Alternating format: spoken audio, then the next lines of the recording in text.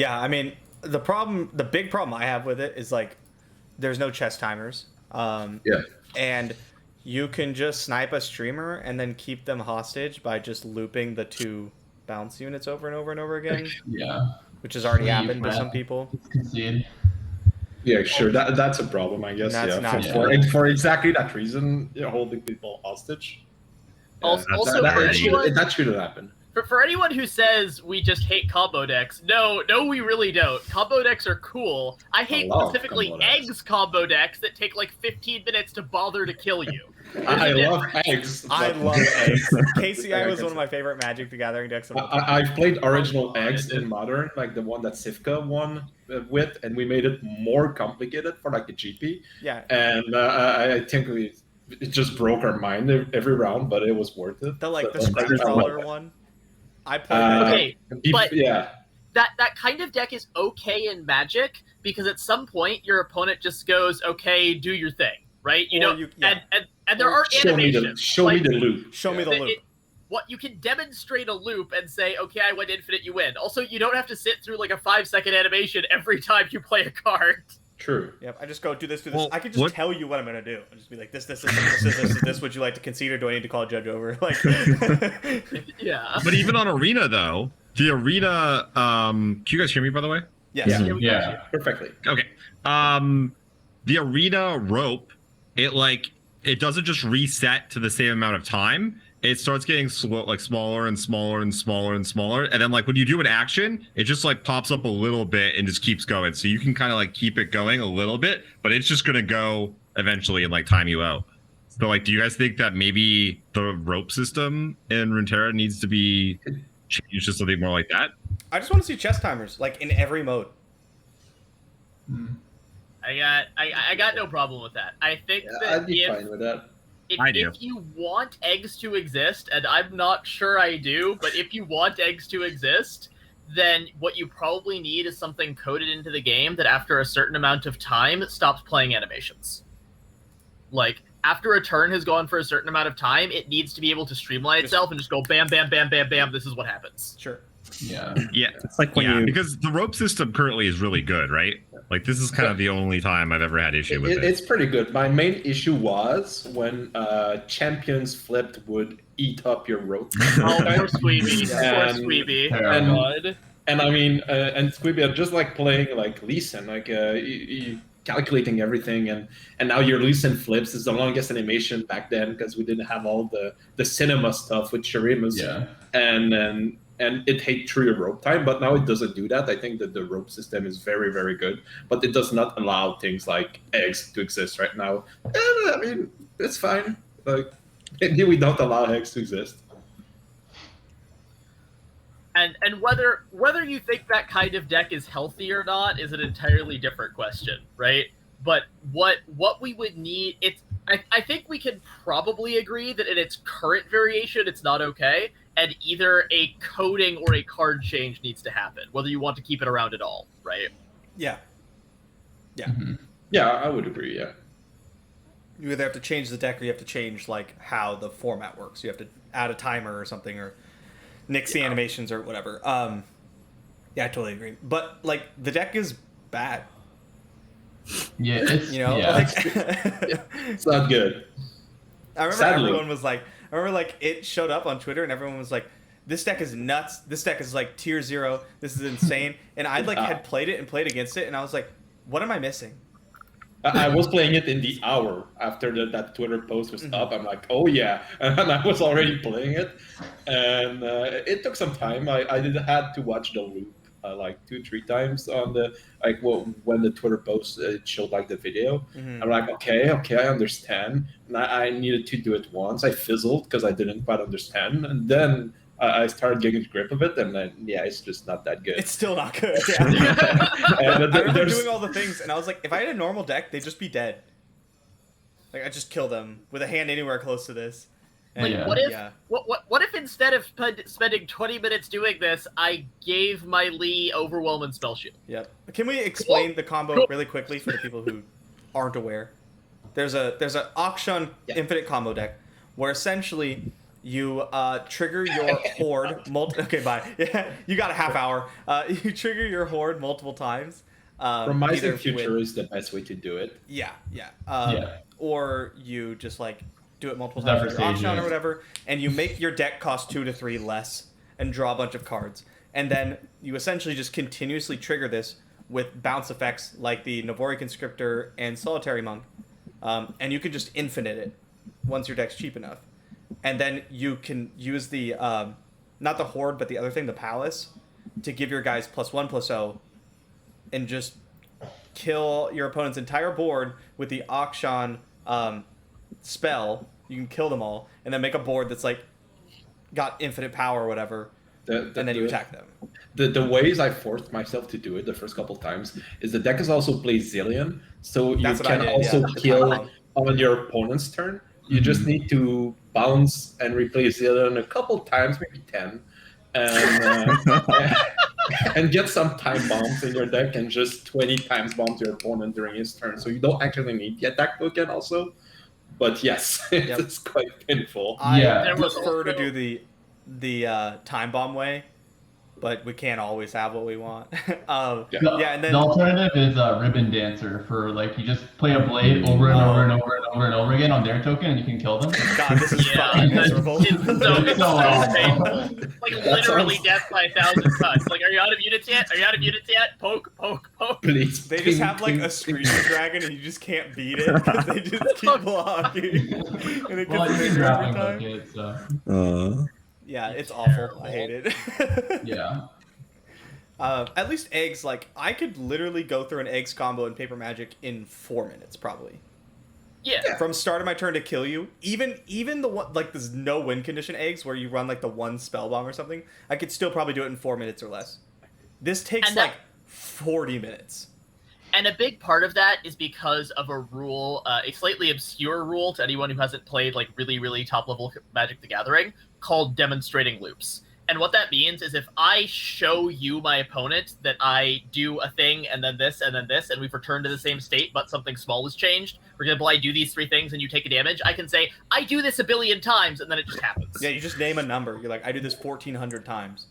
Which is really funny when sometimes people, like, name a number that's not enough. And so, like, I played an infinite life gain deck versus an infinite life gain deck, and they're like, okay, I gained 4,000 life. And I was like, you gotta dream bigger, boy. And I was like, I gained 4,800,000,000, like, and I ended up winning because they couldn't kill me, but I eventually did, like, several thousand damage to them. No way, you can't say 4,000 when you can gain Yeah, come a on. Google Googleplex of life. It was so funny. Yeah, but the deck needs to go, or like we need to have chess timers or something. It just doesn't fit into an online only game. Yeah. And unless you're going to somehow find a way to code in loops, but that's not going to happen. That's a terrible idea. And Don't they even won't. try it. Yeah, That is bug that's central. Yeah. Yeah. Even MTGO ain't that crazy. They make you go through your shit. Yeah, which makes playing some combo decks on MTGO pretty goddamn miserable. Did you guys see the Twitter question that got asked on our podcast, Bob? No. No. Yes. Oh, I think I saw it a few hours ago. Can you remind me? Okay, what it was? sure. It was a good question. I remember. Yeah, I thought it was pretty interesting. You can go ahead, Jason, if you want.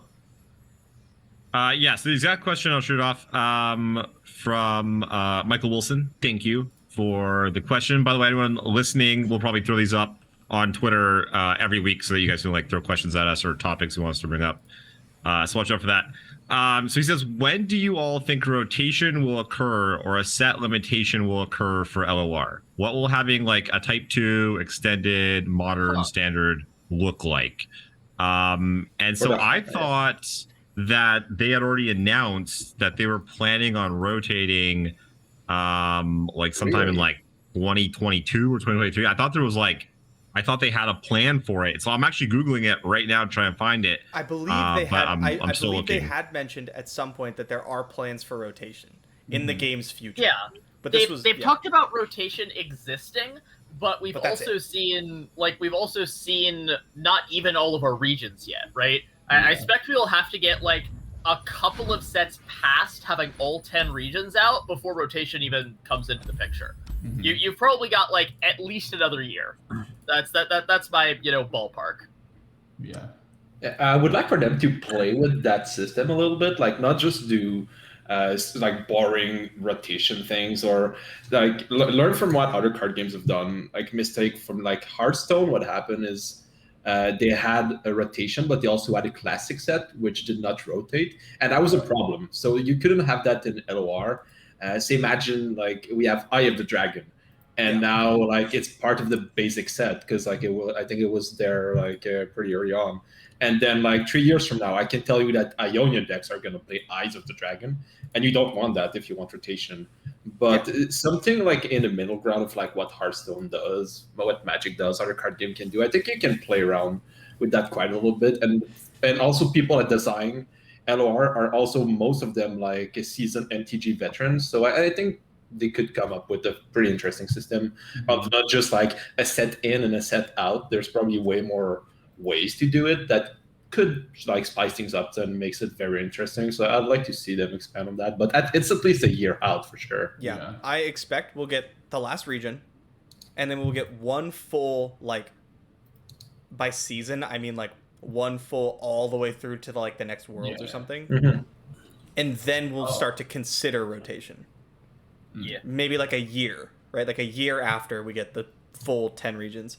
And yeah, rotation's a really interesting thing, because Magic the Gathering doesn't have any evergreen cards in its Type 2, in its standard. True. For those of you who maybe this is your first card game, rotation is when you take cards rotate out of the main format so that you don't always have the same decks be good for years. Some games do it differently. Hearthstone has a small like basic set that never rotates out, and then everything else rotates in and out. Magic the Gathering just rotates the whole thing, and then I know like the games like Yu-Gi-Oh just have an extensive ban list, so it'll be interesting to see what Runeterra decides to do. When is the last region out, by the way? Isn't it like not soon, but in August? Like, Yeah, it's like August. Yeah, it's like Jesus. the end of August. We just like is Shurima complete? And kind of bouncing off, I saw Bones talking about this in chat, the idea of just doing bans for it too. And they've kind of already shown some level of willingness to do this, right? If we look at two of the biggest offenders, if you want to call them that, for what were like the biggest staple cards, I'm going to call out Aphelios and Fiora, right? They didn't exactly ban those cards, but they kind of banned those cards.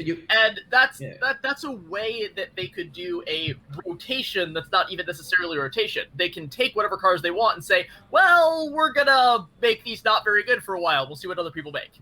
Well, you don't need ban lists in digital card games, right? Like the only reason ban lists Nerf exist is because like ban lists exist because like in paper you can't really like just tweak something on a card, like it's already printed. But like in digital card game, just nerf the card. Yeah. So what if like, we wouldn't call them seasons because we have seasonals, right? But what if we have year 1 is this? Let's say year 2 is after Worlds, after the whole game's like all the regions are done. Let's say maybe like year 3 is the first year they do this. What if instead of some kind of rotation, they just like they make a patch kind of like the last one, but it's just bigger. Everything with a certain amount of play rate gets hit with an axe. I love that. Yeah, so I love that. I love that also. I think what we're touching on here, though, is that, like, yeah, you don't need to do a lot of rotating like the other games do. But the other part of the question, though, is, like, what about other formats? And I think that's something that Runeterra could do extremely well. Like, we could get Pauper, which is all common cards, if you guys don't know. We could do Singleton, like Highlander, so you only get one of each card. You mess around with deck sizes. We could do Limited. We get draft formats going. The 2v2 stuff that they've been doing has been really interesting, where you get the little like boosts or whatever they're called, that you can like, you have to decide which one goes to which teammate. They talked about, who knows, maybe one day there's like a 5-on-5 format, and you know, you would almost have like different laners because like you get different skills or power-ups that you can put in different places. Go back and stuff. to MOBA with cards. Yeah, like always, MOBA, everything leads back to League. That's what they've been trying to do. It's really just a way to get card game players to play League. There was the gauntlet format. But how exciting is that? Like, how cool colors. is that, right? Like, there's like, I think there's a lot of different formats because it's a fully digital game, and because they're just so good at like building the game. I think they have a unique position to just like, start like new formats that we've never even seen, let alone also like old favorites from other games. Yeah, and we've seen some of that in the stuff that they've done with labs, right? You're talking about they've done a bunch of cool lab stuff, but so far, and I want to jump on this real quick. Like the expeditions is their kind of limited format, and so far those have been like no offense to anyone who really likes expeditions, those have been pretty non-competitive, right? They're not really set up because as far as the deck building goes, there's no interaction. So something that would be really cool is if they decided to try to look at an actually competitive style limited format. I think that would be amazing. Draft. With that. Yeah, it would be super cool. But nothing keeps them at some point, if it's announced like far enough in advance, like to say, oh, by the way, like the next seasonal or 2 seasonal from now, it's going to be Singleton. And now you create and maybe do like a ladder of it or something, that you create a whole new meta where like everybody starts from the same point and you just need to learn the game again, and it's just like it's the same card, same interaction, but it's just like something else, another format, and that's something you could play with, and that'd be awesome. All right, rule 1 of Singleton is that Zoe and Submersible are banned. Okay, that's the first rule. Maybe not Singleton. There was the gauntlet thing where you were allowed 3 colors in your deck. Like that's the same thing. Like, you need to do like build every deck like all over again. Yeah, I mean, I don't want to see... I know Singleton was just an example, but I definitely don't want to see, like, a seasonal be Singleton. Yeah, okay, no. Right? No, I understand it was just an example. Yeah. Because it's bad. It's a bad format. And, like, if I'm going to sit here and, like, okay, I'm going to grind at my ladder spot. Is it Commander Singleton? Yeah. There's no competitive Commander tournament, Jason. Yes, there are. There's lots. Yeah. There's lots of competitors, and it's the largest format by far in Magic, and it's like crushing in this year. They've been making cards for Commander for like almost a decade now, and like this format has been grown. We don't have that. Runeterra is not made for Command Fests that are Grand Prix for just that format. Yeah, I mean, but they've been working on it for a very long time. Wait. There was a Grand Prix with Commander as the format. I don't believe you. Yeah. Multiples. Give me a link. Give me a fucking link. I actually don't believe you. It's called Command Fest. Google it. Yeah, but it wasn't the main format of the... Like, there's the GP on the side, which is limited, but there's, like, Common Fest at the same times. But the Common Fest is more popular and also somewhat competitive at the same time as the Grand Prix. There's always going to be a Grand... Like, there always was going to be a Grand Prix. But, for example, like, one of the biggest tournaments in Europe, like, year after year, it's called a Bazaar of something. I couldn't recall exactly. And this is, like, Commander, and people, like, actually really try hard, very competitive in it. Which is maybe defeat the purpose. You could argue. Yeah, a little bit. You know, spikes are gonna spike. Spikes are spikes. Yeah. I considered Commander because I think Commander is one of the best like formats of all time in like. Sorry, what's Commander, by the way? Please. Yeah, but I don't know if it would work in Runeterra. You'd have to change the format. Imagine if like your dad and your mom and like all their friends got together and like wanted to play Magic casually over like some wine and like not hurt anyone's feelings, and then like they took that and they made that into a format. That's basically what I understand Commander to be. So, and then they decided that was going to be a competitive tournament format for high prizes, and everyone made decks that did nothing but go infinite. Yeah, Good times. Sounds fucking fantastic. That's not true. That is, I know that's not true because I would have done that. I looked into it. The prizes weren't very good. So Commander so it wasn't a big tournament. You lied to me. Thanks, Jason. Oh no, it was big. It cost hundreds of dollars to enter, and it was big. But you just got like more cards and crap. That like stuff Commander players wanted. Commander is you have one card that's your commander. It's like outside of your deck and you have access to it at all times. And then the other 99 cards of your deck are Singleton. And they have to match the colors or regions of your commander. Pretty cool format, but like Runeterra's already like commander, kind of. It would basically be like you get access to one of your champions at all time. It would be everybody play Lee Sin. Like it would just be everybody play Lee Sin now. Hell yeah. Zoe, are you kidding me? Zoe gamers. Okay, Zoe too. Zoe on one. Every game. I'll split. I'll do You now no longer need to draw Yasuo. Oh, there we go. So yeah, I don't expect to see like a commander type thing. But I think they could keep the game fresh enough in the main format without like a big rotation. Do you think draft would be awesome? No. You don't think so? I don't like imagine. draft. Okay, no, there's no. I don't know if you can do champions or not, but like imagine there's no champions. You just get like a pack of like 12 random or 10 random Runeterra cards. You just like there's no regions. You just pass it around and then you just make your deck and you battle each other. I don't think you could say no. You just got weird interactions from different regions. You guys don't think that'd be cool? What if the first pack? Okay, what if like This is the how first pack you this is open? how you guys all play Runeterra. What about Multi drafter here? I Unbelievable. just don't like limited as much as constructed. Like my opinion shouldn't count a bunch here. Oh but, like, God, the what podcast if is hanging on a fucking heresy. I hear heresy. I'm sorry. I'm sorry. Construct is more fun for me. You But what if you let me make my goddamn point. With your Pro Tour arena, doesn't have any. the shame. Can I go now? Okay, go. Yes. Okay, so what you're talking about by draft is PvP draft, not expedition, right? You're not just like choosing from your options. It's like actual draft. a magic the Gathering draft. Yes. So what if? Because I still think you should have champions. What if? Because it's an on computer game. You can do whatever the hell you want.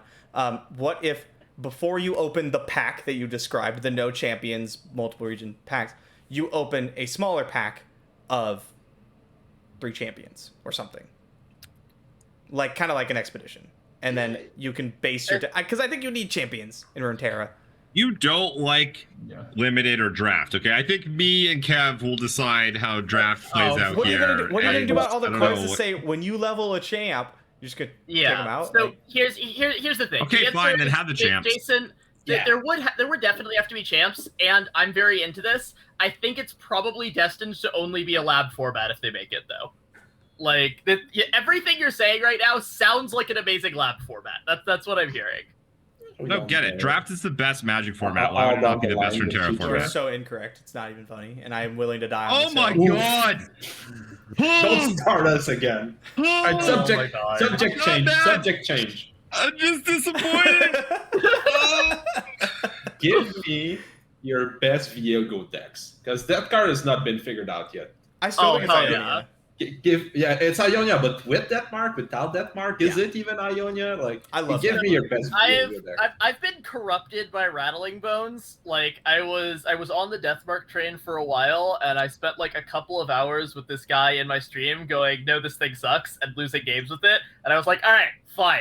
So I am at this point. I think I'm on Viego Thresh Ionia is my main pick for Viego. Okay. I've been seeing that, and Bones was talking about it in my stream as well. But like, I just almost never feel at any point during those games that I go, "I want Thresh here." It's just a removal spell. It's basically just a removal that's fair. spell. That's fair. So And let's I remember do it. people were like, people are gonna start playing around Deathmark once they figure it out. I'm like, okay, like I don't know, it's still really good. Like, I have so many like ephemeral things. Deathmark's been insane for me, but I love being able to play like Viego and Spirit's Refuge in the same deck. Yeah. That's nice. Pretty good. So in case anyone hasn't figured it out yet, the answer to "Oh God, Sivir keeps killing me" is play more Spirit's Refuge. I literally tweeted that 1 Oh, hour yeah? ago. Yeah. Nice. That's like I word love for it. word my tweet. I'm like, the secret tech against Sivir is Spirit's Refuge. That's all. So no love for the Masha deck with like Grand Plaza and things like that, or is it just No, that deck sucks. So- Grand Plaza's a bad card. I think that the Demacia deck with Grand Plaza is really awkward. That said, I do really want to look into Viego Demacia as a control deck, because if you think about it, they have most of the same tools, and they get the single combat concerted strikes, and they get sharp sight, right? So basically, we're taking the twin disciplines instead of get sharp sight. We can keep Thresh if we want, and we do lose Greenglade Caretaker, which is kind of sad, but you still have access to barriers. And you get access to all of the strike cards, which I think are probably better than Vengeance and all of that nonsense. So I think there might be something there still. I'm not ready to give up on Viego Demacia yet. I just don't think that Plaza is the right way for it. Single combat is also just very good with Viego. Right? Very good. It's insane. It's insanely good. Yeah, that's why. I ended up playing 7 mana single combat with Atrocity so often in that deck. I want my real ones. I believe that the Demacia version, because like no one's really put time to this outside of like the Grand Plaza version, and again, I think Grand Plaza is like a trap. Yeah, for sure. I think if you move away from the Grand Plaza version and you really go and practice like Demacia Viego, I think we can find one that's like easily better than the Shurima one, which I think is currently the worst version.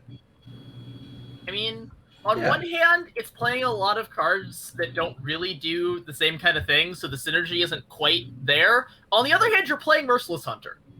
That's true. Yeah. Merciless Hunter is very good. Well, very good card. I don't know. It's I think very Seeker is like the best like synergy card in the game for Viego. Like you just play 2 mana and it's 5 stacks on your Viego, and it's like just really really good. But like the rest of the Shurima stuff, Treasure Seeker. Okay. Yeah. No treasure. But but everything else in Shurima is pretty uninspiring, and you lack a lot of the control tools and defensive tools for Viego that like Ionia or Demacia might offer you. So like, yeah, it's definitely a trade-off. I can see that. Yeah, no, I could agree with that. I think Viego is a deck that like the longer we have Viego, the better Viego will get. Yup. We're kind of all over the place right now. We haven't figured it out. I mean, the Hydra is really the nuts card. The Hydra's like, insane. Yeah, Viego's a good champion. Like it's not bad, but the Hydra carries most of the wins. Yeah. If it's not Atrocity. Especially when you cast it on 6. Yeah. That's really or good. 5. Or 4. Or Jesus, you got it on 4? Okay, I've got it on Oh, no, I 4. also got it a on 4. Hydra. Against Aurelia Azir, I think. Yeah, me too. Oh, I was like right. attacking and I was like, block? And then I got a trash on turn 3. If that counts. That's pretty good still too, especially against Aurelia Azir. It was Azirelia because my Green Blade could block like you like attack once and then you block and then boom. Yeah, And then that's you pretty put disgusting. That's pretty gross. Yeah, they just lose. Another thing I wanted to bring up, if we're ready to move past the Viego train, is something that's been popping up a lot is or popping up today is Ez Karma without Eye of the Dragon. Yeah, weird. Like, I get that Seth keeps winning with it, but I really don't understand. I'm not gonna lie. Like, I have great faith in Cephalopod, but like, come on, yeah. you know. I played the deck. It felt very good. Yeah. And 3 out of the 5 games I've just played, like just now, I was like, yeah, I really wish I could have Eye of the Dragon right now. And yeah, I don't know, like sure, Fairy, like Faithful is not bad, but there were some. Eye is amazing. There's a lot of turns with Ez Karma where like Eye of the Dragon forces me into these plays that like I don't really want to make because I need to cast 2 spells. And then like dropping Eye, I just found myself like just open passing like literally every turn, and I was like, this is my dream. Like this is what I want to do every time, right? I just have like reactions for everything, and that's kind of how I want to play Ezreal Karma. But the strength of Eye of the Dragon is so strong. I kind of like the non-Eye version for ladder, but because like Merciless Hunter is a plenty. But if you like are going to play it in a tournament and possibly like ban Sivir decks, I think the Eye version is probably where you want to be. Yeah, if you ban Sivir deck and like or Shurimas in general, like the Merciless Hunter decks for sure. But the deck is pretty strong, right? Ez Karma is still, I think, a very strong contender in tournaments. Like, if you decide to ban Sivir Ionia or like just the Sivir decks in general, I don't see why I wouldn't be running that outside of like very French lineups. And then like on ladder, like we've just talked about, you could build the deck in so many different ways that there's always going to be an optimal version for ladder. It just, you need to find a good version that's good for today, and then the deck is good. Like deck is very good.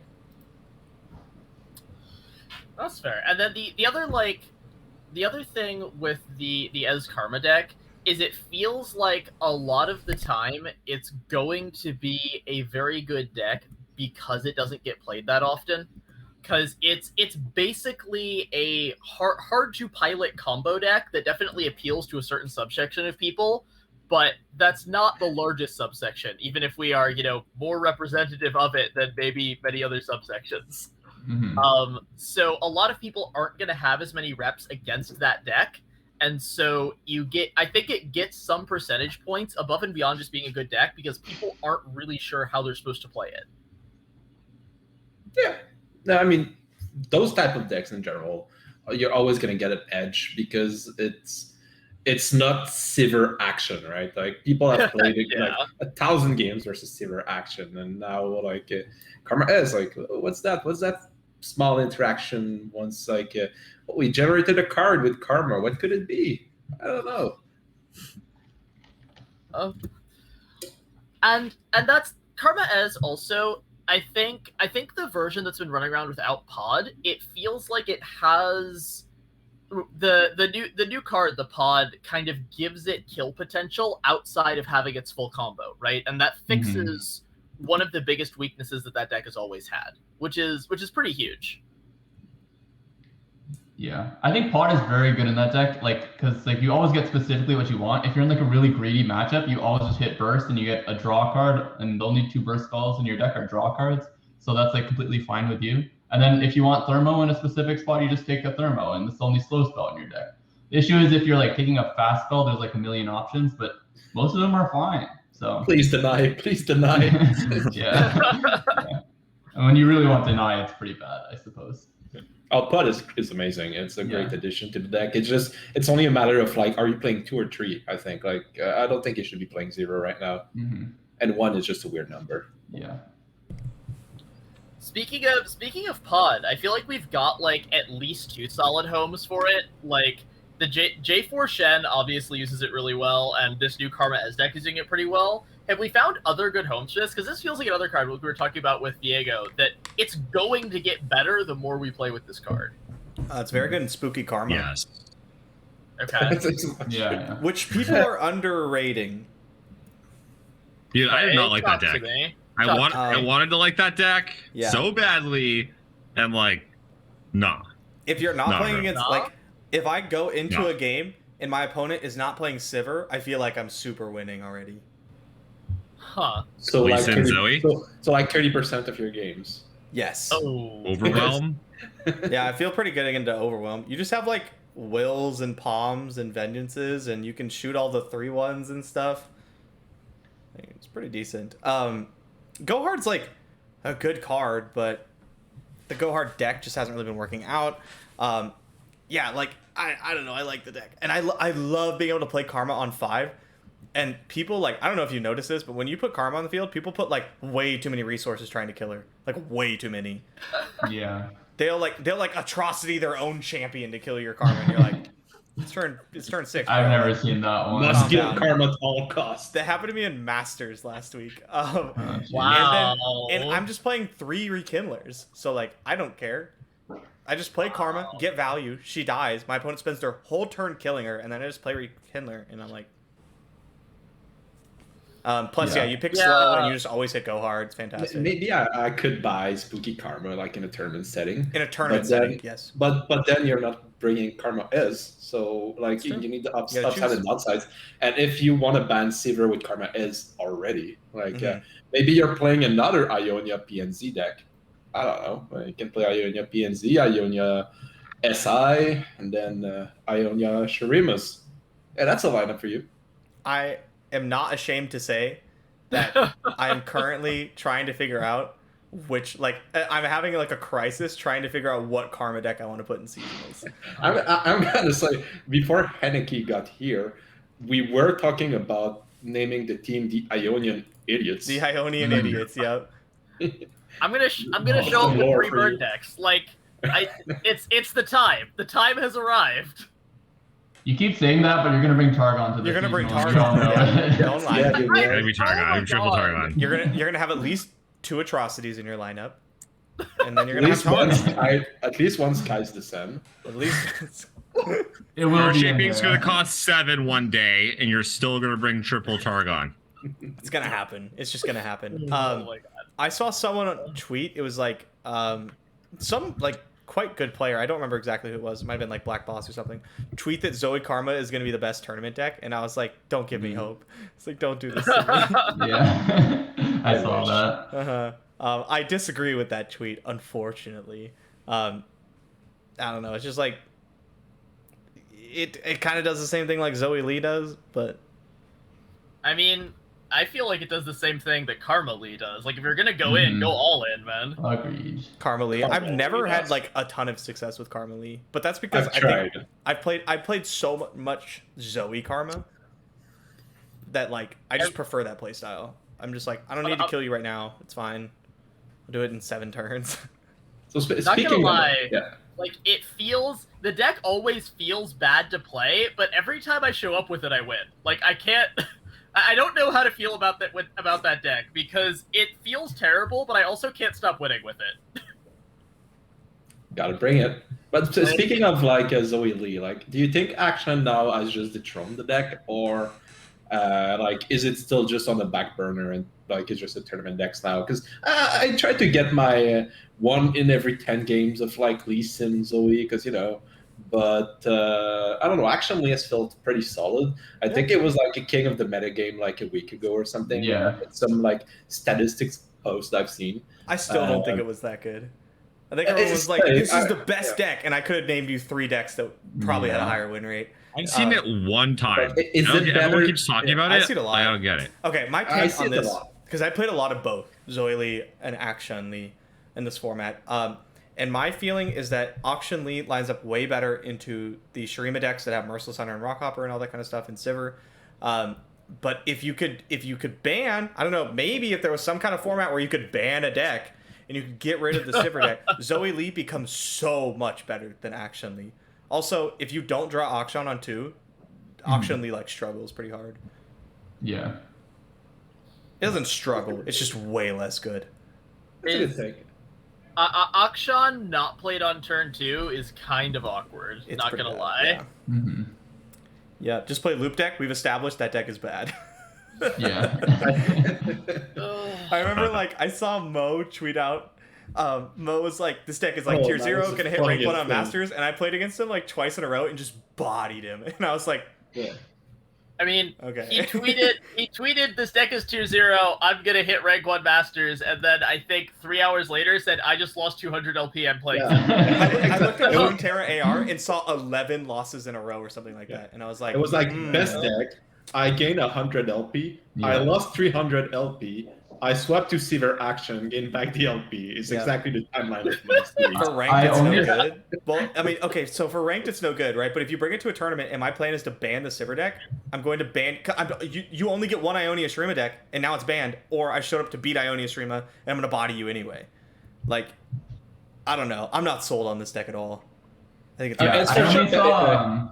Yeah, go I only ahead. saw Mo's tweets, and like he would just the first 5 games apparently he won, and it was just like every hour he would update with 1 game that he won. He's like, I'm 1-0 now. He's like, I'm 2-0 now, and then like 3 hours later he was 3-0, and we're like, good job, man. Jesus. And then apparently he lost 11 straight.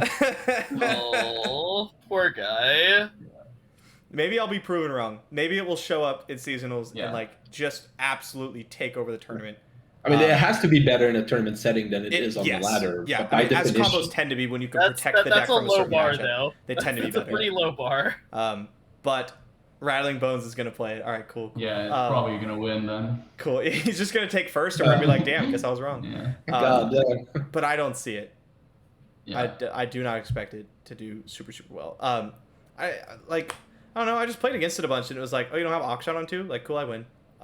And then like, Yeah. if you do and you can't protect it, like, cool, I win. It.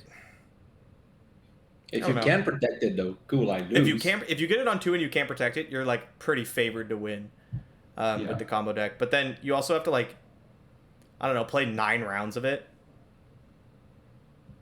Yeah. That seems pretty Yeah, bringing Probably that, and we were talking about this at the beginning, right? Bringing that deck as is with the timers as is really rough. Like, actually expecting to win tournament matches with that deck might be a little optimistic. Not gonna lie. What happens if you Yeah. lose the first game? You just lose, right? The other guy's gonna rope you out. I'm just gonna rope you. Yeah, I'm just gonna be like, You're basically Okay. obligated to open with that deck first every time. Like, it either gets banned or you have to play that deck first. yeah. And then if I beat you, Well, it's just over. Yeah. Can you combo me in like 20 minutes 20 or something? minutes? No. Because I'm roping I you know. every turn. I really don't like that it incentivizes me to rope you. yeah. Yeah, I don't want to do that, but I will. Like, Mhm. because if you're bringing the infinite combo deck, you're not looking to just win your rounds with the infinite combo deck. You are looking to win by clock. Yep. That is how goes. That can't exist. It's not. No, this is not how the game should be. It this is not how you're like supposed to play the game. Oh God. But yeah, like I don't want the format to be around that. I expect we'll see it get patched out or something like that before seasonals even. Mm-hmm. When is it's next week, right? It's the patch. I think so, there yeah. should be some amount of patch next week. Is it either like a small patch with quality of life improvement? I don't think they've announced that there's going to be any balances, but like something like fixing the infinite combo, like it can be done there. Like it should be done there. I'm not gonna lie. Taking the infinite combo off of ladder is a quality of life improvement for every other deck. I'm sorry, I said it. No, I mean that's totally correct. Yeah. It's not a balance problem, it's a quality of life problem, therefore it should be in the patch. They got rid of concurrent timelines, Dreadway, for this. Like, for less than this. Sure. Yeah, Yeah. Concurrent timelines Dreadway was a fine deck. Like, that deck was like 54, 55% win rate. It was really hard wasn't to even play that. It was like 43. Yeah, no, it was not that good. I almost went to bat with about it on Twitter with Mogwai, and I was like, it's not worth it. It's not worth it. It's never worth it. Yeah, never go there, man. But yeah, that deck was like fine, and people lost their goddamn shit about it. And like this is way worse. Yeah. Way worse. And that's not even like. Can you imagine the shitstorm if it won seasonals? If in top 32. People watched BBG lose top 4 to it by clock. Could you imagine? By clock, like wins game 1 and get clocked out. Could you imagine the shitstorm that would follow? That would be so much. So here's the thing, though. That's almost a no press is bad press moment. Like that's the kind of thing that would get Runeterra noticed throughout the entire esports community. Yeah. Like, that's so bad. It's so true. Almost good. Yep. It's so true. Real bad. I don't know why we have to get so crazy with these tournament timers. Just give me a chess clock. Is there a reason for it? Why are we getting so fancy? It's so I don't understand it at all. It makes no sense. You both have a clock. Make both of those 25 minutes. Go. Period. Yeah. But then also, if you run out, you get extra. Except for sometimes you don't. The problem specifically that I think they're trying to address with the way they're doing it, and I'm not saying I necessarily agree, right? But trying to chime in from the designer side of things, is because of the way animations work in LOR, there's a lot of dead time that isn't anyone's fault that kind of needs to be accounted for, right? Sure. And while I think it's personally, I think it's still better to just run on chess clocks, doing that means that you end up being incentivized or disincentivized occasionally to play the game differently or to build your deck differently depending on the length of the clocks because of the animations that get put on cards. Yeah. It was my main complaint when LOR came out, and in fact when Magic Arena came out, that I couldn't skip animation as like a very deeply rooted competitive players that just didn't really like animation. It grew on me. I like animations now. I think it's awesome. But in a competitive setting, I think it's fine if that's the only problem for the chess clock to just say, oh yeah, you just check a box and now there's no animation anymore in chess clock settings. Like, sure. If you want to supervise the game, you can't have that because then it doesn't show the game in its full glory, right, or whatever. Yes, and now that's the other problem where you need to make it a good spectator sport, and now you need the animation. So here's the thing. Look. If those 5-second animations are chewing up too much clock, give everyone a couple more minutes or something. Like everyone has animations. It's not that big of a deal. Make it 30 minutes on each clock. There you go. The same problem's gonna arise. Like sometimes the problem will be the animations. Like as long as you both have the same amount of time, if you need to both think the same amount of time, some guy is gonna have less time to think because his animations are gonna be longer, and that's just not fair. You could argue it's not that big of a deal. And I agree it's not that big of a deal. I think chess clocks are still the answer anyway, but I'm saying that their screwed up clock system, apologies, exists because they're kind of saying that game to game shouldn't affect final accountability because of the way these things work. Yeah. Okay, so hold on. In Magic Online, there are a crap ton of triggers that will happen, and sometimes you play a deck and you play a card, and then like 10 things go on the stack, and you have to like target, click OK, and you just deal with it. Like some decks don't have that, some decks do, and it's fine. You just have enough time. F6. It's okay. F6. Or sure, have an F6. That's like also a thing. F6 is an auto pass, sometimes you have to. It says I'm done for this turn. I pass. A lot of times you have to click the effect, click the target, click OK, click another effect, click a target, and you just do it. Like an animation, like that's nothing. You know, to me that's like, I don't know. Get rid of the animations, put a pass, just add a little bit more time onto the clock, find that sweet spot, and like I don't understand why this is even an argument. Doesn't make any sense to me. I'm with you that chess timer are better than what we have right now, like for sure. Yeah. To be fair, it's also a little bit of a culture thing. LOR is a relatively new game, all things considered. We're still like what, year and a half, something like that, not even. If you look at a bunch of other games, so there was a huge controversy about this a month or so ago.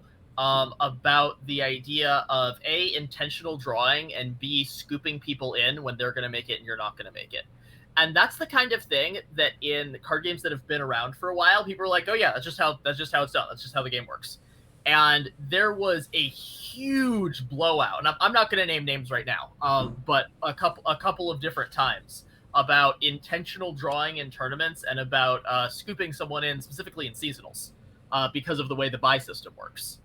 Right. And that kind of thing, and kind of as it relates to the clocks and to allow draws or not allow draws or create the automatic losses, I think is something that might be more palatable as we go along and as the culture potentially changes. Does that make sense? Shocking to anyone else that like there was such an outrage about it? It's like, should people be able to intentionally draw? And I was like, oh yeah. Like, I mean, we come from Magic where like you said, it is the norm. It is like it's fine if you don't scoop someone in, but like IDing or playing so that your friends that can't ID like can get in. Like we've seen that. You know what's interesting? You know what's interesting though? So we come from that Magic, but there's a reason that there's intentional draws. And it's only in paper Magic. It's because if there's not intentional draws, then you and your opponent can just sit there for the entire clock timer, let it go to 0, and you will get a draw. Whereas in online Magic, in Magic Online or Magic Arena, that's not a thing. There are no draws because someone will run out of time and that person will lose, so you're forced to play. Yeah, that's true. And we don't have intentional draws in LOR. Yeah, I think a lot of that, like, intentional drawing is like totally okay, for me, comes from the only competitive, like the card game I played competitively is Magic the Gathering, where intentional drawing is like part of a tournament. Like trying to figure out how to give yourself like a lock into top 8 is like part of the tournament experience. And that's different in like an only online format. Like you said, you can't intentionally draw in game in Runeterra. It doesn't work. It's not possible. You could maybe finagle it, but like it'd be really, really, really tough. And so maybe IDs just like shouldn't exist. But you will never get rid of people scooping people in. Yeah, you can't. That's not enforceable. I don't. It's not enforceable. That's the problem. And if you decide to try and enforce it, some guy is going to just abuse the system, and it's going to like be swept under the rug. Nobody will know about it until it's too late, and then and they have to change policy over and over again. And people are just going to find the different loopholes every time that allow you to get scooped in. Like I'm playing Joe Schmo, and we're buddies, and neither of us stream or anything, and we match up in round 9, and I go, hey dude, I know you're out of contention, I can make it in on X2, and he goes, word, I'll scoop to you. There's absolutely no way you can enforce that. While the streamer gets scooped to, but the streamer gets punished for that, while the other guy that was not streaming is not punished for that. And this is not like I'm a streamer, boo-hoo, right? I'm just saying, like, this is unenforceable. There's nothing you can do about it. Yeah. And that's fine. I'm just saying that things like chess clocks feel like it's in that same kind of range where it comes from having a a more long-term community that understands that's kind of the right way to go about these things. And I think we will probably get there eventually, but starting with a different system makes sense because it kind of starts at its own culture, and people might balk at the idea of just, you have this much time, go. Right? That's the kind of thing that sounds really harsh to someone who hasn't seen any other variations of the timer, right? I would still like the LOR timer to be explained to me fully. I'm still not sure I get it fully. I'm still not sure I understand completely. I did more researching for the LOR timer. Like, I did like probably 30 minutes of researching about the timer because Jason and Squeeby were having so much trouble with it. And I was like, okay, what's going on here? How come it hit 0 and went back to 5? I don't get it. Why is it paused on that side? What's going on? And so I did like a bunch of like Googling and stuff. I still don't get it. I still don't get it. Yeah. I don't know what. And when we played seasonal, we played in the top 32s and shit. That no clue. Squeeby probably understands this. Squeeby probably has it posted on his wall right next to his computer. Yeah. That poor man's lost the timer more than anything. One thing I really, really hate about this timer is it opens the door to a lot of kind of scummy things. And I knew a lot of people in Magic who were very good players, but they only really hit that upper echelon because they were scummy. They would try to trick you into breaking the rules so they could DQ you. And it sounds like something like, oh yeah, well, like, you know, they obviously like catch it or something. No, it happened like every tournament. It's really easy to force people to break the rules. It's surprisingly easy. I hated it. I cannot stand it. And the kind of timer system we have is something exploitable like that. And I don't want anything like that here. So like, why do we have it? Well, why even give the option? Exactly. To people to be scummy? I think the answer to why we have it is because, and this is not to be condescending or insulting to anyone, but because the Runeterra devs think they're smarter than every other game designer. And the thing is, most of the time they're right. Like, they've made this really, really cool fucking game. But when the timer came in, they were like, okay, how do we take every other game's timer system and do ours better? Because that's basically how Runeterra has always been, right? And that's what I love about this game so much. Sure. We look at all of the other card games and we go, okay, what are all of their mistakes? How can we do better this time? I wasn't with you, but now I'm with you. Yeah. I think they did the same thing with the timer, but this was one thing that didn't need to be fixed. Mm-hmm. Yep. Yeah, why make something better when it's already Simple is better for something like this, in my opinion. Simple is better. Simple is better. Could you imagine like the timer is really important in like chess. There's an entire format based around the timer, and it's very important in like card games. It's very important in like fighting games. Could you imagine if there was a fighting game that was like, timer's too basic, we gotta fix this shit. So when you're getting comboed, your timer only goes by half, but in super deathmatch mode, when you counter, then yours actually speeds up to force you to play more aggressively.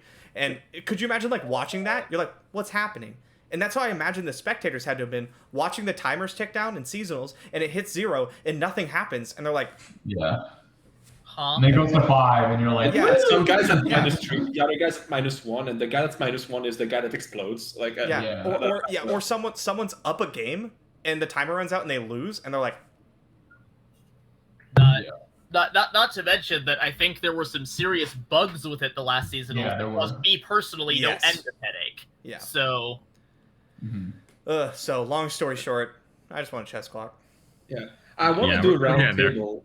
I want to do a round table of Nerf wish list if we get a patch next week. Okay. What each of you guys want to be Nerf buffed? Like nothing. Okay, start us off. I would like for just a merciless Hunter Nerf and maybe random buffs here and there. Maybe you could like sway me into nerfing Rune Runner. Maybe that card is just one stat somewhere to be changed, but I feel like one less toughness makes the card bad, one less attack makes the card bad. What could you actually change to the card to actually make it fair-ish? I just think Touch Merciless Hunter, that card is clearly overstated. It's overstated and clearly very, very good and part of most of Shurima's decks. And then see if like Shurima's still very, very high play rate and win rate. And then like just buffs. I would like buffs every patch just buffs the things that are never played, or just like the fringe archetypes and things like that. But that's more wishful thinking. I just like it Merciless Hunter nerfs, and that's it. Mm. I think the meta is a great place, and if our boogeyman is Akshan Sivir, I'm fine with that. I'm fine with that being like one of the best decks. Sure. And we go from there into seasonal. I wouldn't mind if like Merciless Hunter was like a 1-round vulnerable. I think that'd be like okay with me. Sure, 4-3, Granting but vulnerable is like literally better than having challenger in Yeah. my opinion. Yeah. It's so insane. It's like so good. Good. So that's my- challenger's so that's my probably wish better list. in a vacuum, but like granting vulnerables better against the decks I like to play, and that's what really matters here. Yeah. so that's my wishes. What about you, Majin? Okay, I'm with you. I think Merciless Hunter needs to be changed. The card was the best card in the game when it was released, and it's still the best card in the game. You could just give it vulnerable 1 turn. You could take off Fearsome, or you can remove 1 point of attack.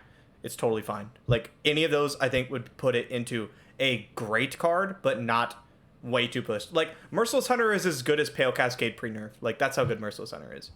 It's it's an auto 3-up. You play the region for Merciless Hunter, right? Like, now you have a bunch of other stuff, but, like, if you're going to splash, you go, I could just splash Merciless Hunter, and it's insane. And I think that's a little too much. I'm with you with Ruin Runner. Like, I would like to see Ruin Runner get, like, dinged, but if not, honestly, I'm okay with that. Like, Ruin Runner's okay. It's just really good, and really good is okay. Merciless Hunter is not really good. Merciless Hunter is really good +2. Like, it's too good. And so, yeah, I would like to see Merciless Hunter get dinged. I want an Aphelios buff. Oh, please, yes. Oh god. Yes. If you have to rework him to make him work, that's okay with me. Like, if you have to change the mana cost or exactly how his abilities work, that's like fine. But like, this man's is so bad. He's down so bad. And I'd like to be able to play him. What about you, Jason? Which one? Both. We're going around. Whoever speaks first. All right, Yeah. Jason. What was the Jason, question? Jason. Quick. Your wish list, not ban, nerf and Nerf buff. buff wish list for next week, because we have a patch. I agree with the Merciless Hunter. I think that the core part of Merciless Hunter is being able to grant vulnerable, which is probably too strong overall, at least for 3 mana and its stat line. I actually think that any change to Merciless Hunter won't matter unless its play effect is changed, because it'll still be a 3-of. It fits the curve nicely for like Sivir, and it does what the deck wants to do. Root Runner, probably like 1 attack. I think Treasure Seeker's probably like fine. I think Treasure Seeker's that like good card that's just like good and okay to be good. It feels good to me. It doesn't block Fearsome, but it, you know, does other things later on. I actually don't know. Like, I haven't been playing the game too often. I don't really know what's like too out of tune besides all this like streamer stuff running around. So if I see any change, I just expect like, even if it's just like 1 card, it's Merciless Hunter. That's fair. Any buffs? Ooh, I mean, Buff Yasuo. buff Yasuo, buff Katarina, buff Heimer again. Oh, Leona buff Overwhelm. Aphelios, Oh Bring yeah. that back. Leona Overwhelm. Down for that. I'd It like to see a doesn't little make bit any more. sense flavor-wise to give, like, to give She her 1v1s me at like 20 minutes as a mid laner. Yeah, it does. She overwhelms me all the time. I'd honestly like to see like a bunch of champions get touched, but obviously this late in the season, I don't expect that. But I like the, you know, whenever that like major patch was when they fixed the champions, some changes were impactful, others not so much. And I'm a little bit sad about the not so much champions, because I mean, like, I like the ones that got like buffed, right? Aphelios, Heimer, I forgot the rest, but I'd like to see like some impactful buffs to them. I think like tweaking them up is totally okay. Right? Like Heimer and Aphelios were ones that dominated formats before. I think it's okay to go, is this good? Yeah. Is this too good? Right, I think that's totally fine. All right, what am I? What do you got? And then we'll go around to other All right. Jason. I have exactly one thing I would like to request. Give my Serpent his attack back. He did nothing wrong. Or Fangs. One of the two. You didn't have to hit them Good. both. You can have Fang. Serpent's too good. Serpent was the Oh, I'll man. take Fangs. All I'll take Fangs. I'll take Fangs. I agree with you. No All nerfs? right. Serpent's insane. I mean, I wouldn't mind seeing Merciless Hunter get hit a little bit, but I've been vocal about this. I'm kind of at the same camp with Merciless Hunter that I was on Lee Sin for a while. Like, it's okay to have very, very good cards, and I don't think it's twisting anything, so I don't care that much. It's just a good card. That's my take on that. All right, let's kick it over. Who's next? Jason Floron. I want Sivir to go back to 35 damage to level, and I want Rummage to go back to 1 mana. I think Rummage needs to stay at 2. Yeah. You stop with your draft hating, Rummage hating insanity. I will not have it. I think Rummage maybe would be fine now at 1 mana, but in the future, it won't be. It's too efficient of a card. It's the same birthing pot problem, right? Where it only gets better forever. It will only get better forever. Okay, so this is what I was thinking though. Aggro needs a little bit more love, and I wasn't sure what to do with it. But like discard aggro definitely, and TF Fizz are both missing Rummage on 1 mana. Good. Good. No, it's not fair. I don't even want to play those decks. I just want them to be part of the meta. I'm like, I want to be included. Like, come on, guys. Still Just good. you can have some fun. Good, yeah. Apparently, I see all these both charts still about how fine. it's supposed to be doing so good. I never lose to the deck, and I never win with the deck. I don't get it. Just play Lulu. I don't get it at all. Yeah, play Lulu James is great deck. Yeah, Lulu Jinx 3 is Rummage sweet. there. Yep. It's actually like kind of decent. I wish I could. I'm trying to find something that's not picks. I hate picks, but like. Pix is so good. Pix is okay. I don't know. Picks is like, there's all the cards in the deck that you're supposed to discard, right? It's like Jury Rig, Chomper. I think those are pretty much the other Second ones. Chomper? And then Pix Other is choppers? yeah, the Flame Choppers. And Pix is an honorary member of that category for me. Wow. That's harsh. And what about you, Henneke? What's your wish list? I don't know. I think the game's like mostly fine right now. Like, you can nerf Azirelia out of spite. I mean, I'm still gonna play it because it's a good deck. But like, I mean, get rid of it if you want. That's cool. I had something in my head. Oh, I think Pike should be slow. Just because I think like it being fast is just annoying. Not because I think Lurk is too strong, but just because like I think like it being a slow spell is more like thematic. It's like similar, or not thematic, but like similar to something like Tri-Beam. Yeah, like it's in line with that. Like kill something, create something should probably just be slow. Yeah. Yeah. Like the Pike spell, Pike is annoying. Like again, Lurk's not insane or anything, and Pike's not like insane or anything. Yeah. But there are a lot of games that are like, I'm so winning this so hard, unless my opponent RNG's Pike. And then I lose, and that I just think feels you can. bad, I guess. I think if it was slow, you can like play around it so much like more reasonably. Like open attacking against the deck like makes you a lot more comfortable, and like that's already something the deck like doesn't like doing, or doesn't like going against. So yeah. It is a good point. It's a very feel bad card to lose against, and those in general are not fun to have. Like Azirelia is one of the highest win rate decks of the patch, by the way. Yeah, I think it's like still probably the best deck. It's still like 55 plus. Just to kick a dead horse one more time, I played against that deck twice in a row. I won both games, and it still tilted me so badly I quit my stream. Yeah, like you were so mad. That's how much I loathe that deck. I hate that deck. I play that deck and tilt myself because I hate it so much. Right? We tried to make a YouTube for it, Jason and I, and by the end of it, I was fuming. It was like so bitter. We chose not to post it so bad because I was so bitter. It is so bad. You I'm gonna pull it out in like 5 years or something at some sort of reunion and be like, remember this?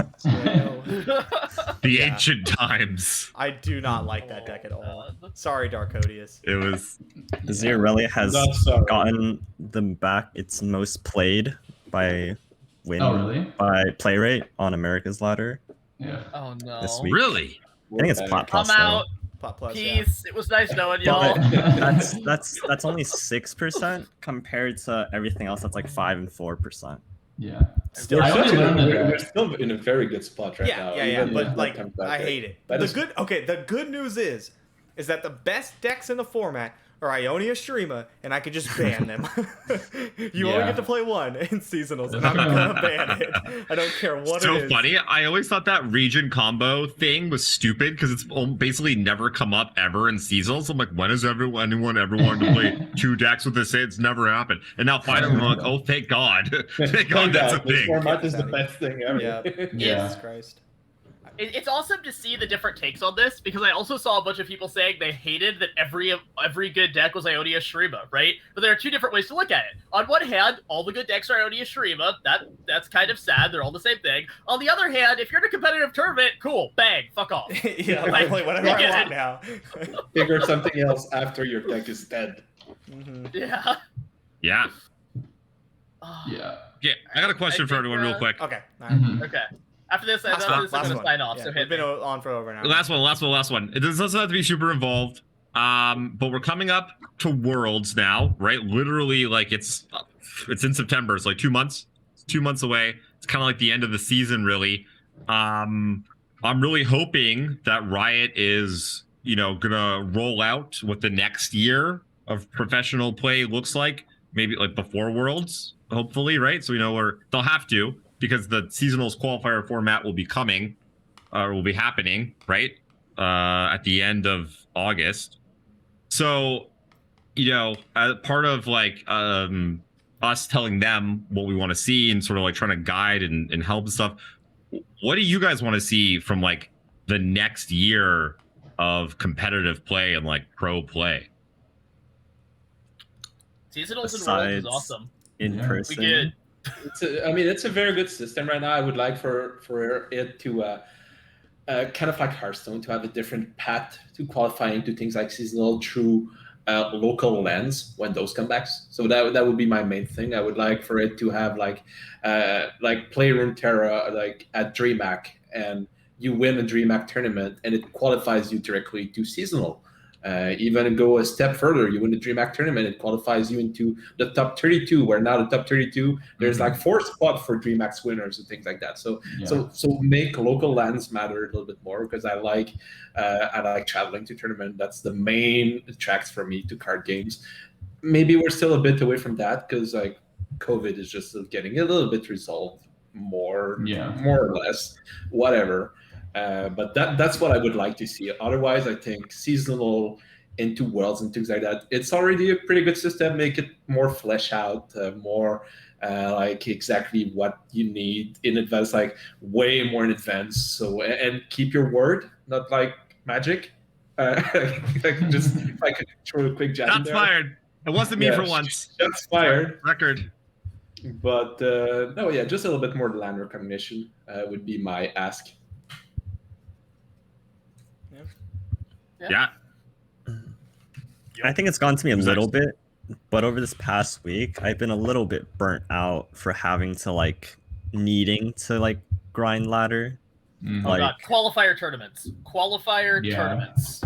So something similar to what Kever said, or maybe I'm not sure yet, but I'm feeling a little bit demotivated for having to play on ladder. Not that playing on ladder is bad or anything. I just if I am not winning games, I feel pretty bad, and I don't like that necessarily. Hasn't really hit me in the past, but it's just climbing on me a little bit this week. So it's a little bit of a I feel that. It's a grind. Having to do it again and again, right? It sucks having to play on a Smurf, because qualifier tournaments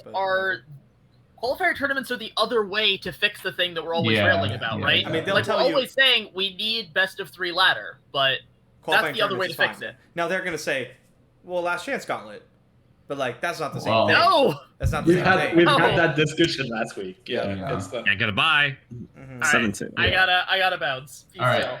Hey, thanks for hanging out.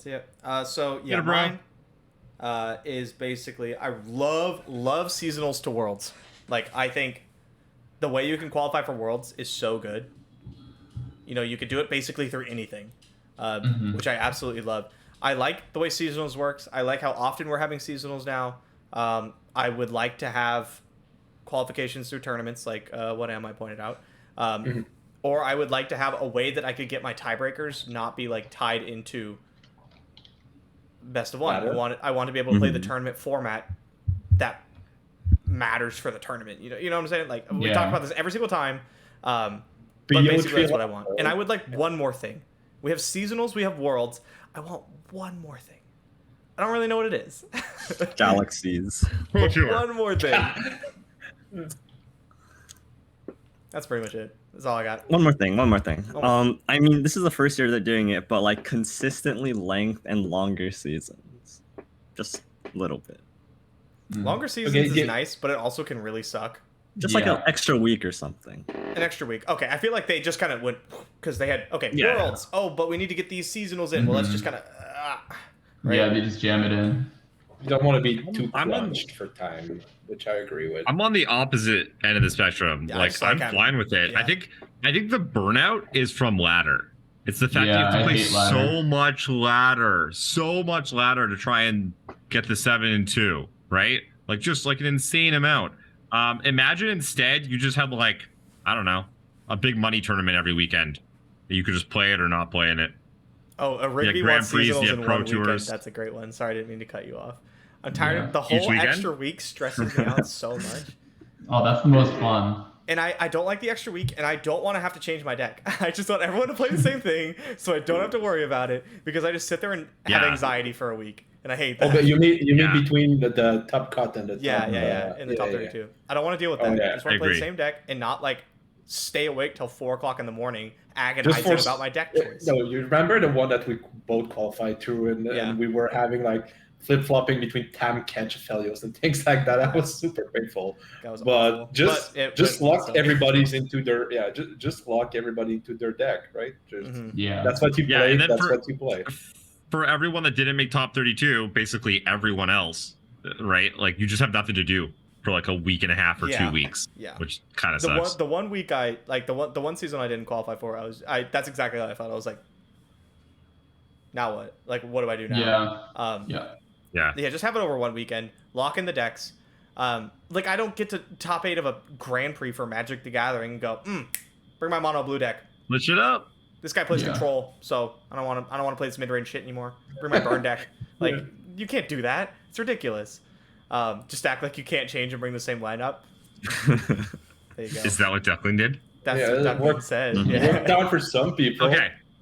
I want a pro tour. I want a pro scene.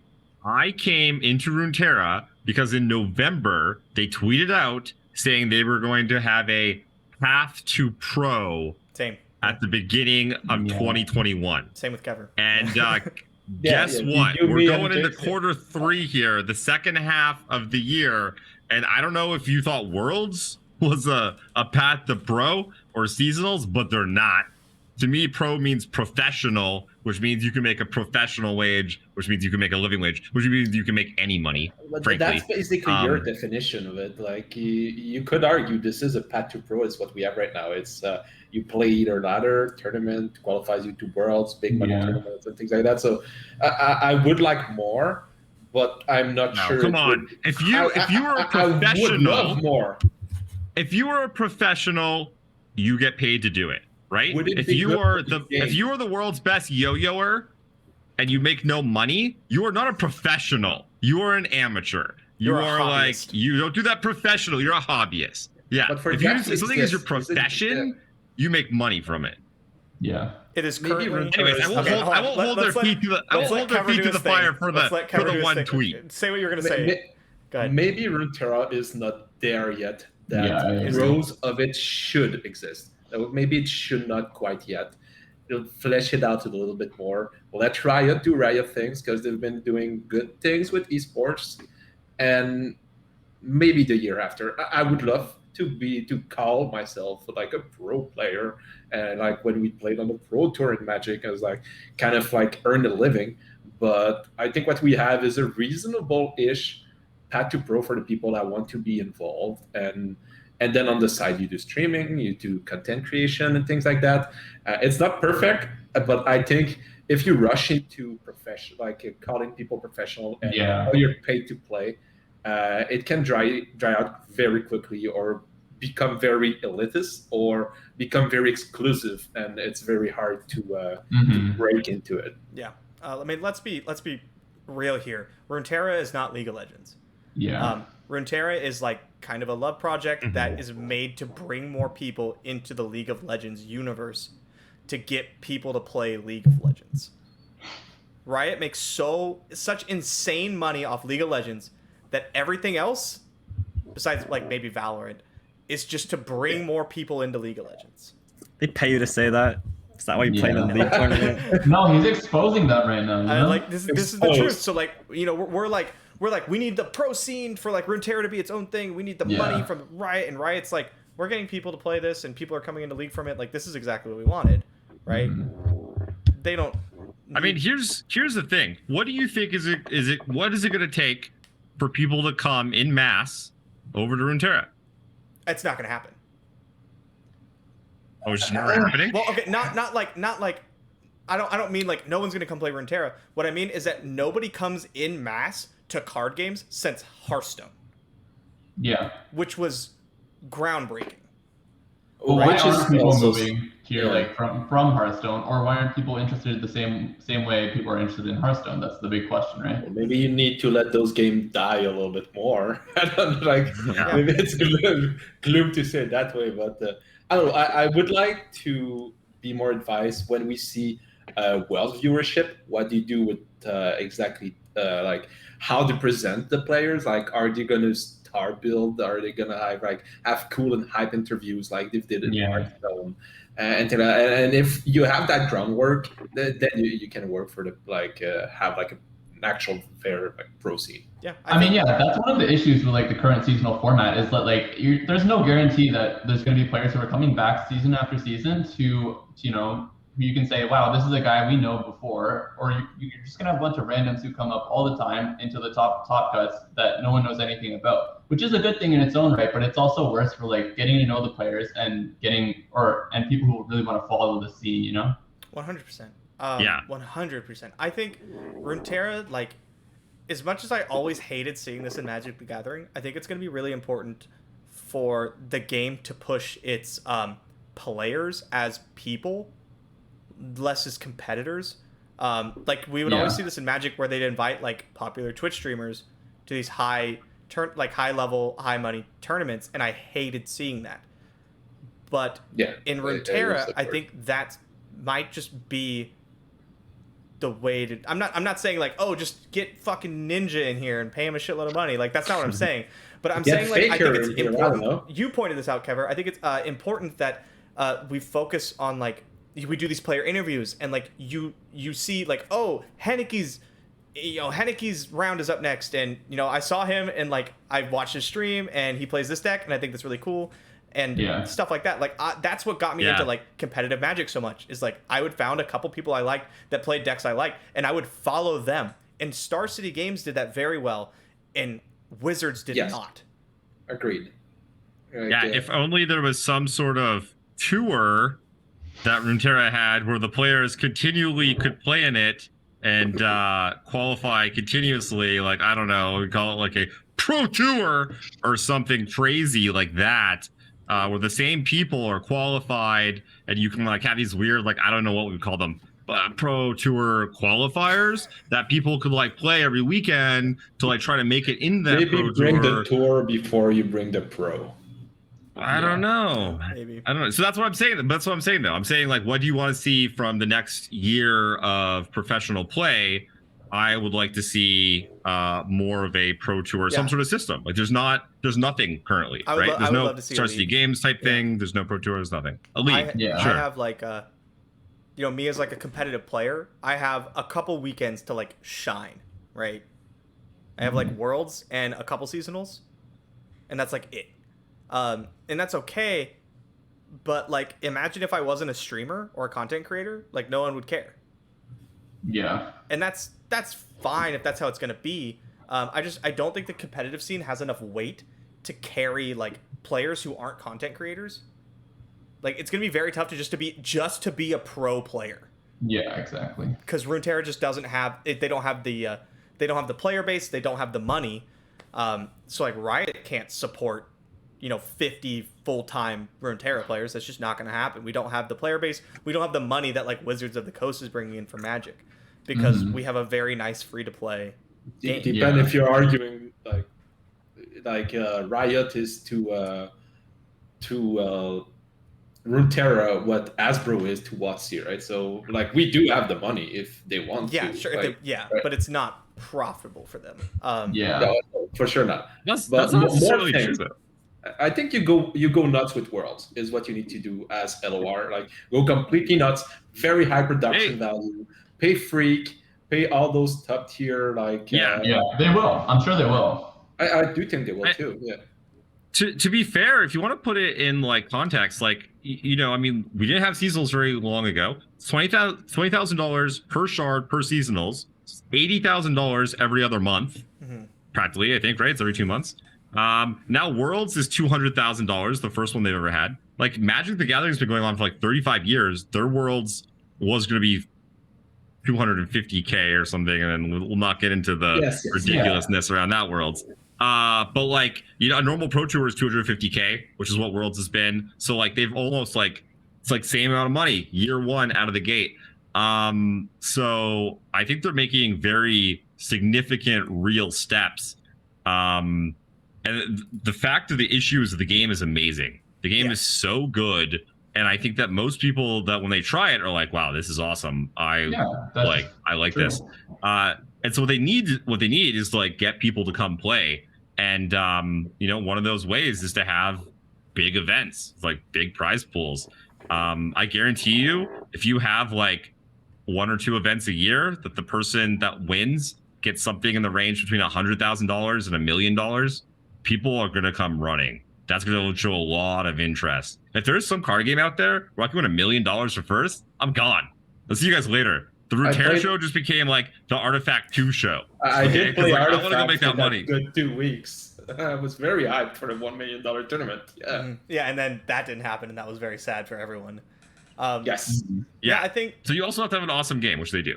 I do like the reason why I love the idea of a league, like a pro league or something, so much is that for Runeterra, these content creators, the very popular ones, we're talking like BBG, Swim, Grappler, like Nick Plays, these people command more viewership than the tournament they're playing.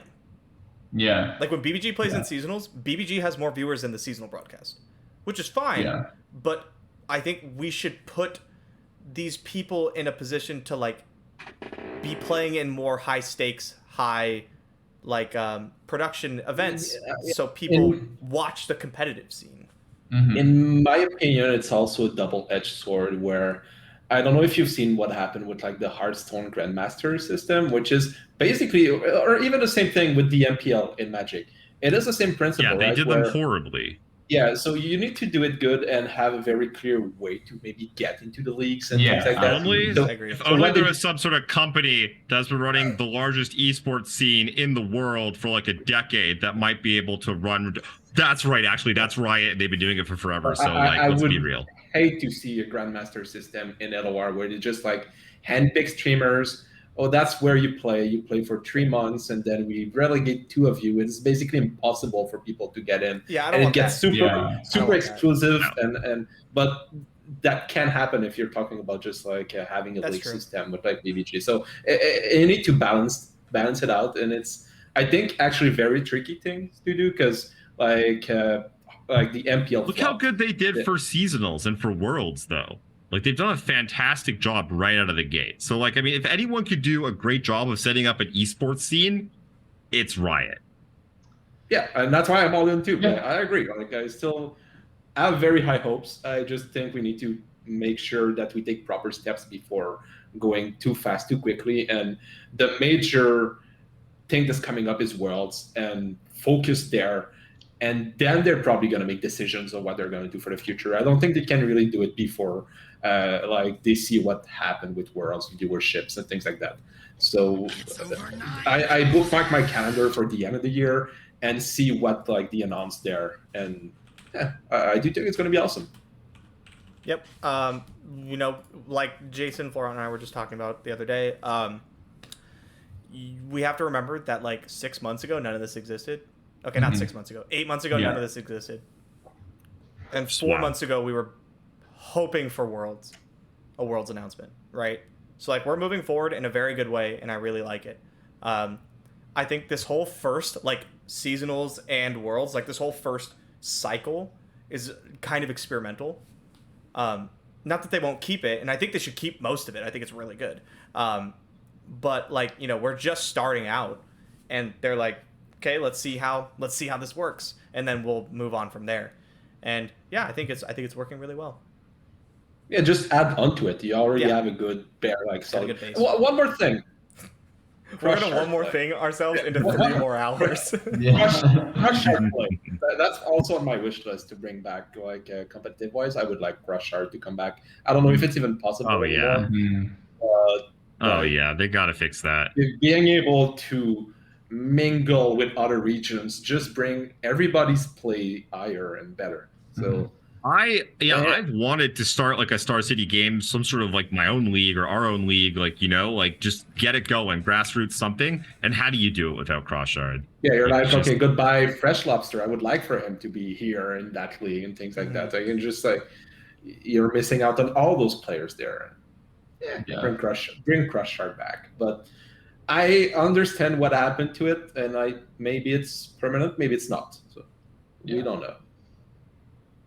It had its issues, I think.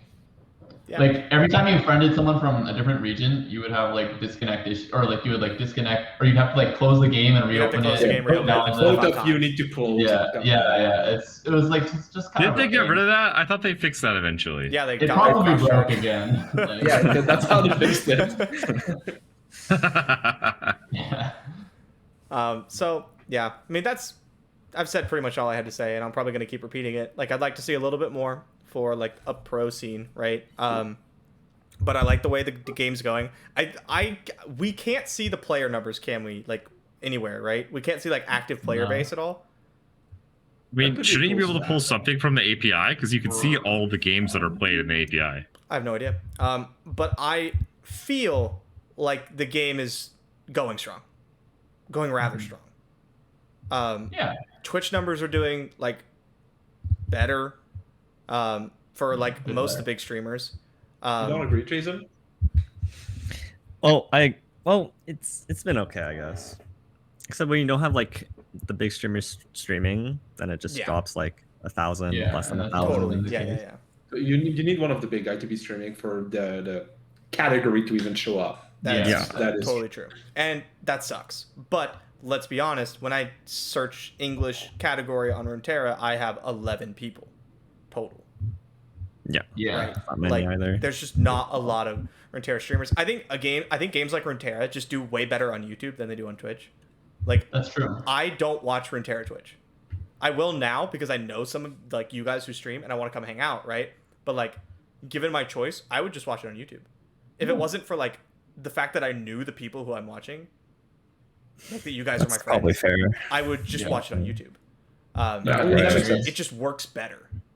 Like I've never ever in my life watched a Magic the Gathering stream. I have watched thousands of hours of Magic the Gathering on YouTube. Yeah, I can't watch a stream live. I don't know what it is. Like especially Magic, I just can't. There's like a mental barrier there. Well, I think it's slow, and then it gets even slower when you're live streaming, right? Yeah. And like I like to skip. I like to like fast forward a bunch and stuff.